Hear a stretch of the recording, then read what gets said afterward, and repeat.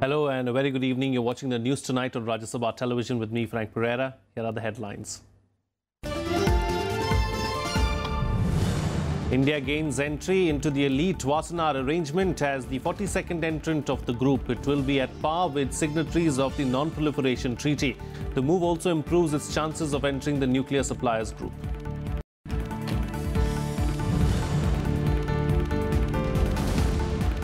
Indian death row prisoner in Pakistan Kulbhushan Jadhav to be allowed to meet his wife and mother on December 25th. Pakistani government assures safety of the two visitors.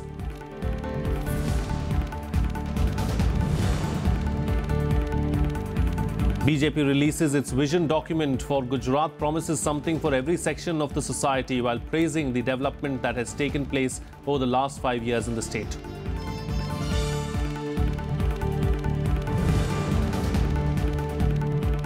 Delhi government cancels license of Max Hospital for alleged medical negligence. 3-member inquiry panel finds hospital guilty of not following prescribed norms in a case relating to the death of a premature baby.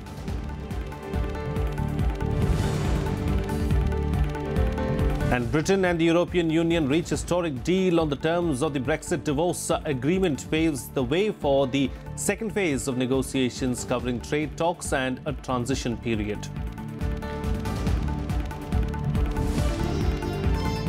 Well, in the crucial development for India, Wassenaar agreement, or rather arrangement, I beg your pardon, a global multilateral arrangement on export controls for conventional weapons, has admitted India as its member. India will be the 42nd country of this coveted group, which China is yet to be a member of. This recognizes India as credible, a nation at par with an NPT signatory, hopefully easing the case of India's entry into the nuclear suppliers group.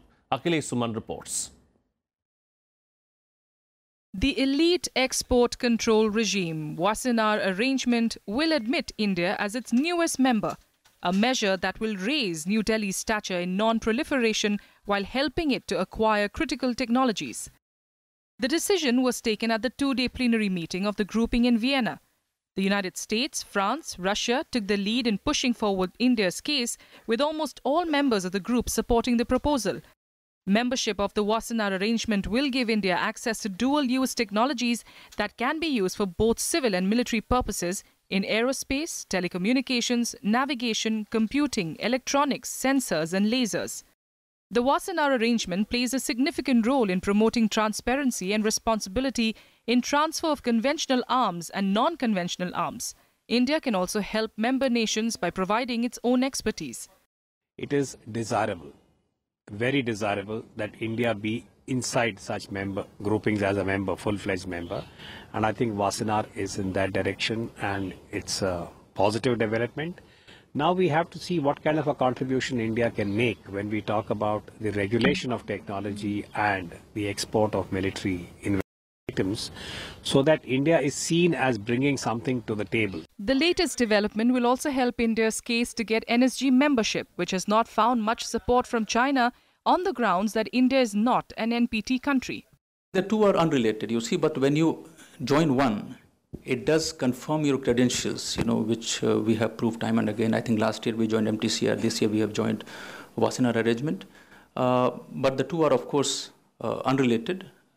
We worked hard for this, and I think we continue to work hard for the other one as well. The Wassenaar arrangement is the second group after MTCR, where India left China behind in getting a membership. After MTCR, it is Wassenaar, and now it will come membership of Australia group. NSG will not be far behind because our diplomatic corps are at work consistently. Akhilesh Suman for Rajya Sabha television with camera person Kamaljeet in Delhi. Well, joining me for a chat right now to talk about this is Commodore C. Uday Bhaskar, Director, Society for Policy Studies. Welcome, Commodore, and thank you for joining me on the program. What do you make of this latest development? How significant is it? It is a significant development in terms of the profile of India and the way in which the non-proliferation regimes and arrangements work. There are 4 of them which are significant, which is the MTCR, of which India is a member, the NSG, of which India is not a member, and these are complemented or supplemented by the Wassenaar and the Australia group. So by being admitted or having the green signal to be part of Wassenaar, has a symbolic significance, which is, as your report pointed out, India is not a signatory of the Nuclear Non-Proliferation Treaty. India has been accorded an exceptional status as part of the India-US Civilian Nuclear Agreement of 2008. So what the Wassenaar does really symbolically is to accept India's profile as a responsible member state when it comes to matters of non-proliferation and high technology regulation. Sure. The substantive part, Frank, to my mind, is that once you're in the group, then a certain amount of traffic or trade in these high-tech items becomes far more easier than it was if India was not a member of Wassenaar. Right. So that's one substantive benefit. And the last one is India can also contribute to the rule making, as it were, in this very important sector, which again, as your report pointed out, has got a very broad spectrum, and it is pointing at new technologies, those related to cyber, space, and maybe even artificial intelligence. Sure. So I think this getting the foot inside is substantively important. You know, another grouping that we've always wanted to be a part of is the NSG. You know, how does this fit into the scheme of things? Well, again, as a spokesman pointed out, they are unrelated. As of now, China is opposed to admitting India because China is a member of the NSG, but is not a member of the MTCR. My sense is that because of the Pakistan factor, China is unlikely to accommodate India and its membership to the NSG. And the visiting Russian deputy minister last week made much the same observation, saying that NSG has become very complex and tangled because of the Pakistan factor. So while the rest of the global community might accept India's profile and credibility index, as we see in the Wassenaar, China is unlikely to budge, and therefore we might see a bit of a logjam when it comes to the NSG. Right? All right. Commodore Suyudev Bhaskar, we'll have to leave to that. Thank you so much for joining me on the program and putting things into perspective for us. Moving on now, the Indian death row prisoner in Pakistan, Kulbhushan Jadhav, will be allowed to meet his wife and mother on December 25th. The Pakistani Foreign Office said on Friday that a staff member from the Indian High Commission will also be present during the meeting. He reiterated that the decision to allow Jadhav to meet his family was taken on humanitarian grounds. External Affairs Minister Sushma Swaraj tweeted that earlier Pakistan had agreed to allow only the wife of Kulbhushan Jadhav to meet him. But following India's request, the permission was also extended to his mother. Until a few months ago, Pakistan had repeatedly denied India consular access to Jadhav on the ground that it was not applicable in cases related to spies. Jadhav was sentenced to death by a Pakistani military court in April on charges of espionage and terrorism. On India's appeal, his execution was stayed by the International Court of Justice in May. We are happy to note that Pakistan has also agreed to a request for mother to meet Mr. Jadhav that has been pending since April 2017. Pakistan government has also assured that it would ensure safety, security and well-being of the wife and the mother during their stay in Pakistan. They have also agreed that an Indian diplomat will be allowed to accompany the mother and the wife. Well, let's now get you the latest from the pole-bound state of Gujarat.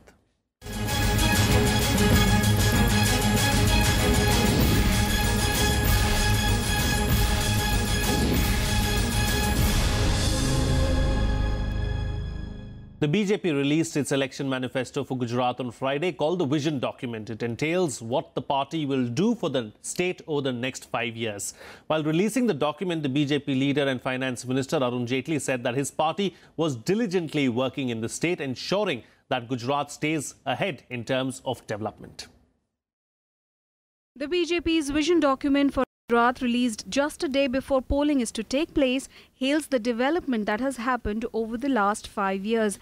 The party claims that in the last 5 years, Gujarat has developed more than any other state in the country. केवल एक राज्य है जिसका average growth rate 10% है. हम लोगों की performance है वो अपनी आंकड़ों में अपनी कहानी स्वयं बतलाती. प्रयास हमारा ये रहेगा कि समस्त गुजरात को एक रखना और गुजरात की जनता के हर वर्ग की चिंता करना. The vision document has something for every section of the society.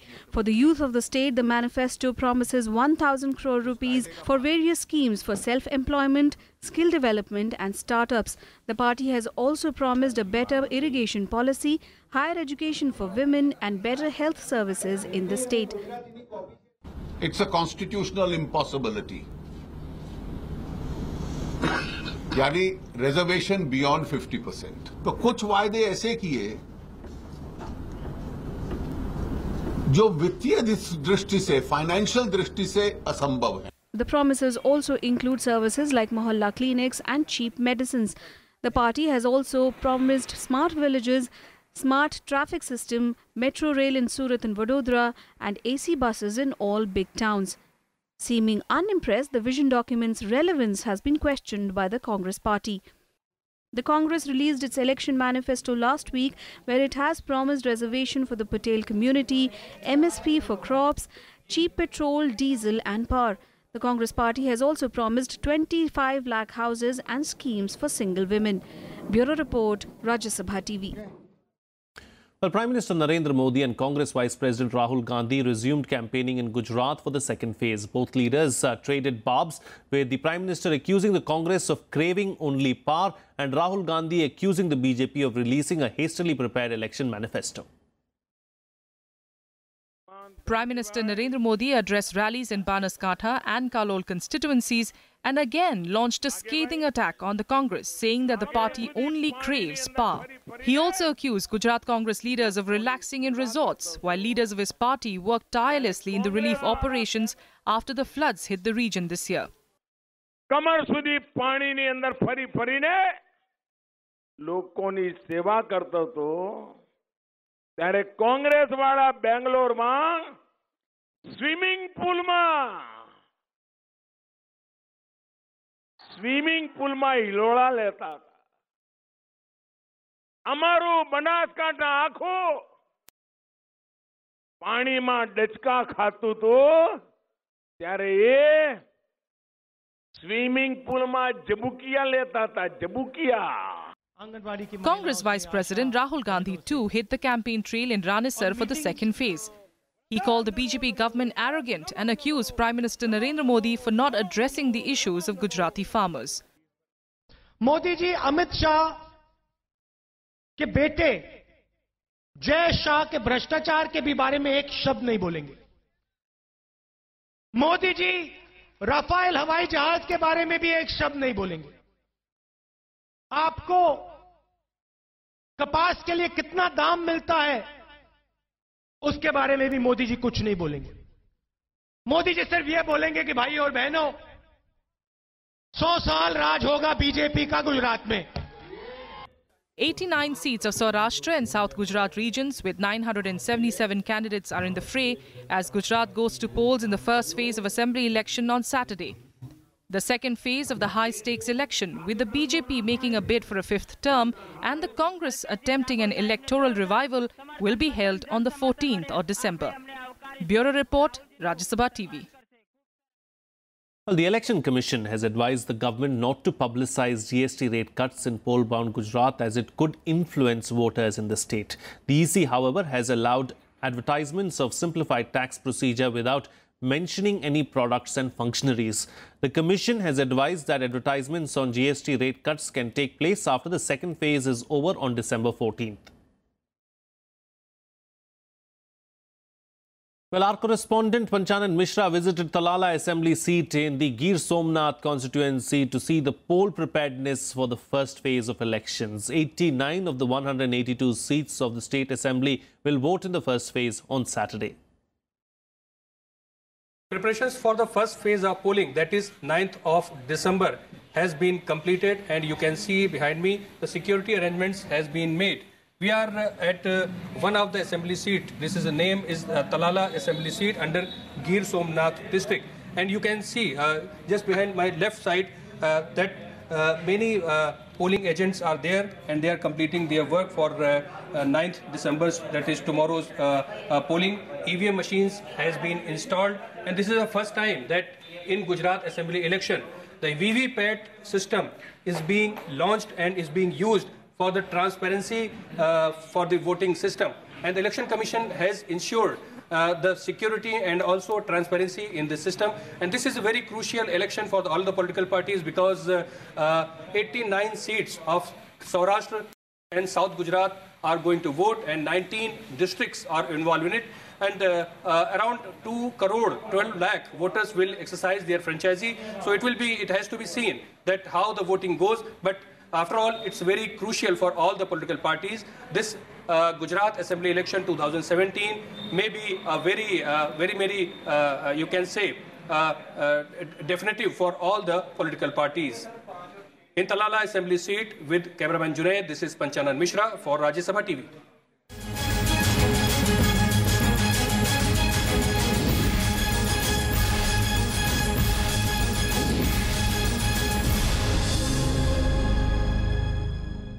Well, it's time for a short break now, but news and updates will continue on the other side. Stay tuned. We'll be right back.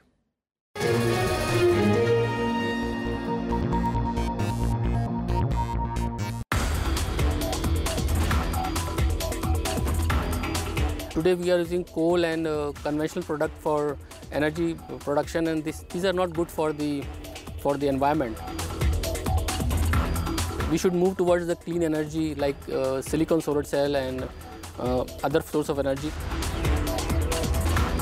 My work is on the organic photovoltaic solar cell, and tomorrow you may see actually your clothes are entirely made up of the organic photovoltaic, very colorful, and it will produce the energy for you for your charging and other applications. Keep watching my Eurocop program this week.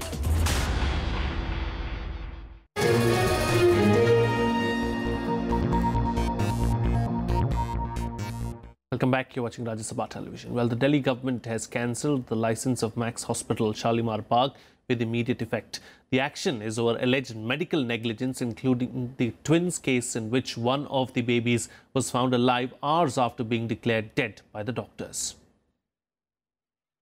The Delhi government has cancelled the license of Max Hospital, Shalimar Bagh for alleged medical negligence. Criminal negligence को बर्दाश्त नहीं कर सकते किसी भी तरह की, और जो ये हुआ ये एक्सेप्टेबल नहीं है, और इस हॉस्पिटल के साथ पहले भी इनको नोटिस इशू किए जा चुके हैं, ईडब्ल्यूएस के केस में भी, एडिशनल बेड्स के इशू में भी, वहाँ पर भी इनकी गलती पाई गई है। तो मैक्स शालीमार बाग हॉस्पिटल का दिल्ली सरकार लाइसेंस कैंसिल करती है। The move comes after a 3-member inquiry panel formed by the Delhi government to look into the case of a premature baby wrongly declared dead found the hospital guilty of not following prescribed medical norms in dealing with newborn infants. गलती हुई है, गलतियां होती हैं, और गलतियों को कम करने के लिए मंजूर होना चाहिए। सो आई थिंक ये मीडिया प्रेशर है या ये पब्लिक का आउटरीच है, और जो बोथ पब्लिक ये नहीं सोच रही है कि ऐसे अस्पताल बंद करने से पेशेंट डॉक्टर रिलेशनशिप में जो दूरी आ रही है वो और बढ़ जाएगी। सरकार को दोबारा से सोचना चाहिए, नहीं तो मैक्स को इसको चैलेंज करना चाहिए। The case pertains to the birth of twins, a boy and a girl, on November 30th. The parents say the babies were declared dead by Max Hospital in Shalimar Bagh, even though it was later found that the boy was alive. Bureau Report, Rajya Sabha TV. Well, Vice President M. Venkaiah Naidu inaugurated the Diamond Jubilee celebrations of the National Mineral Development Corporation Limited in Hyderabad on Friday.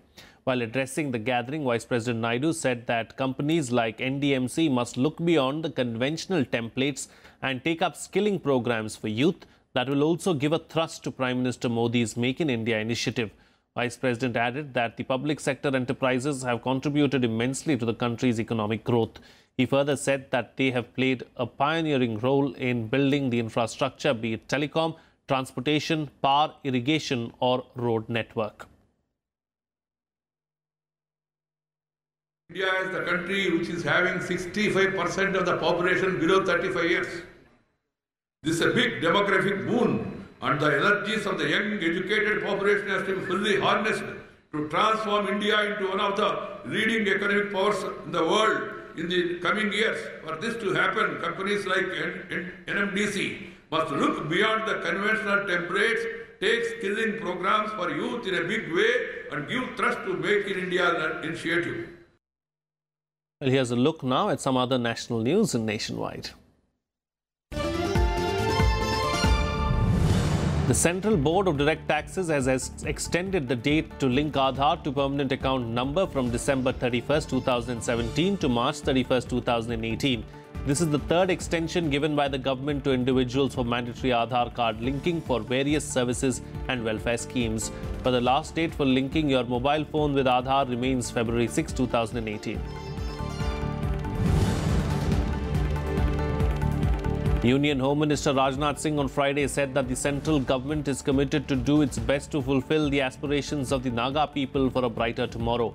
But the minister did not elaborate further or mention the ongoing peace talks between the centre and the National Socialist Council of Nagaland leadership for a permanent solution to the insurgency problem.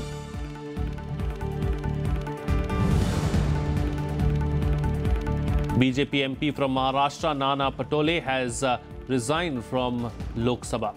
Reports say that the MP who represents Bandara Gondia seat in the state has sent his resignation to the Lok Sabha Secretariat. While no reasons for leaving have been divulged, reports claim that in August Patole had criticized the BJP-led Maharashtra government for the way it was implementing the farm loan waiver scheme.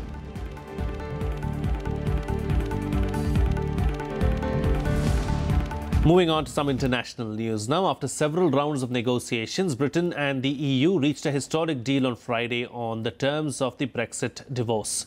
The agreement now paves the way for EU leaders to open the second phase of Brexit negotiations covering trade talks and a transition period. European Commission President Jean-Claude Juncker said it was a breakthrough, expressing confidence that the EU leaders will approve it. In a bid to move Brexit talks on to the next phase, British Prime Minister Theresa May struck a last-minute deal with the European Union on Friday. This after the European Commission gave its verdict, saying enough progress had been made to end an impasse over issues like the Irish border, the divorce bill and the citizens' rights. After intense talks through the night, the Commission agreed to allow a second phase of talks on future relations to begin, prompting the British Prime Minister to rush to Brussels. On the basis of the mandate which was given to me by the European Council, the Commission has just formally decided to recommend to the European Council that sufficient progress has now been made on the strict terms of the divorce. The British Prime Minister said she expected a formal agreement to be approved at the European Council summit, which begins on the 14th of December. Getting to this point has required give and take on both sides. And I believe that the joint report being published is in the best interests of the whole of the UK. I very much welcome the prospect of moving ahead to the next phase to talk about trade and security and to discuss the positive and ambitious future relationship that is in all of our interests. As per the deal, there will be no hard border with Ireland. Also, the European Union citizens in the UK and the UK citizens in the European Union will see their rights protected. It's been finding the way through that enables us to deliver for citizens, to deliver on the financial settlement, and also, crucially, to deliver in relation to Northern Ireland that agreement on no hard border, but also respecting the constitutional and economic integrity of the United Kingdom. That's what we've been working to. That's what I believe this joint report sets out. Has made significant commitments on the avoidance of a hard border after its withdrawal from the European Union. All of the EU27 stand firmly behind Ireland and behind the peace process. European leaders hailed the deal reached between Britain and the EU. The breakthrough also pushed sterling to a 6-month high against the euro, adding momentum to an upswing in world stocks. Even Britain's FTSE 100 index, which normally falls when sterling rises because of high number of dollar earners on the list, edged higher.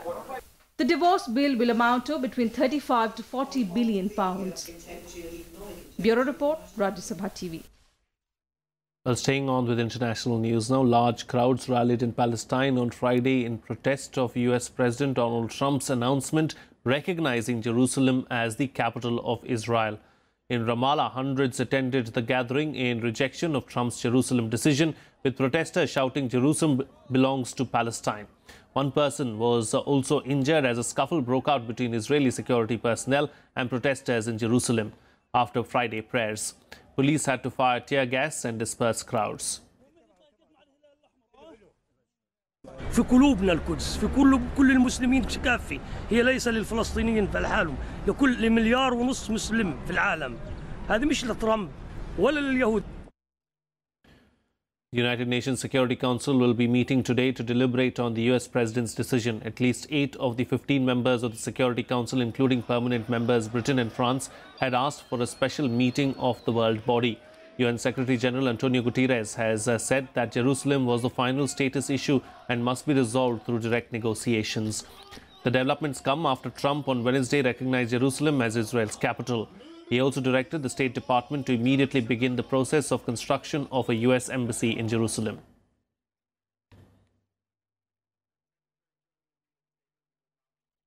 Well, here are some updates from around the world in Global Buzz.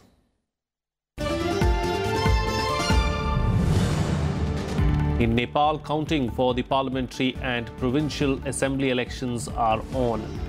The Left Alliance has so far won 3 parliamentary seats, while the opposition CPN-UML has won 2 seats. The two-phase election is the first for the 7 provincial assemblies established under the constitution, which was adopted in 2015 after initial rejection from ethnic groups in southern Nepal.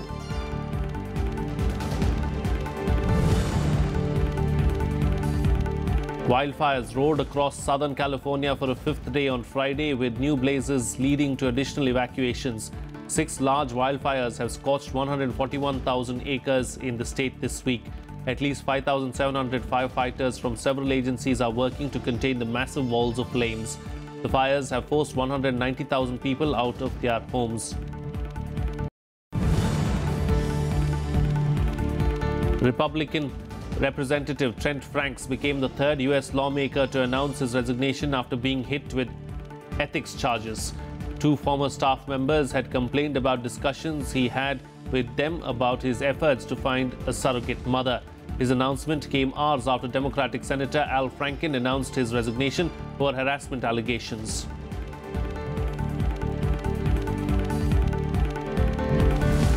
And some news from the world of sports now, where India lost to Argentina in the semi-final of the World Hockey League finals in Bhubaneswar. This is the first time in the finals for Argentina. Argentina beat India 1-0. Gonzalo Paylet scored the only goal of the match for Argentina in the 17th minute through a penalty corner. Indian skipper Manpreet Singh received a yellow card as the hosts were down to 10 men for the entire second quarter. However, India made a comeback in the 4th and final quarter, but Argentina's defence was too strong for the men in blue to penetrate. The other semi-final will be played between Germany and Australia on Saturday, and the final is scheduled for Sunday.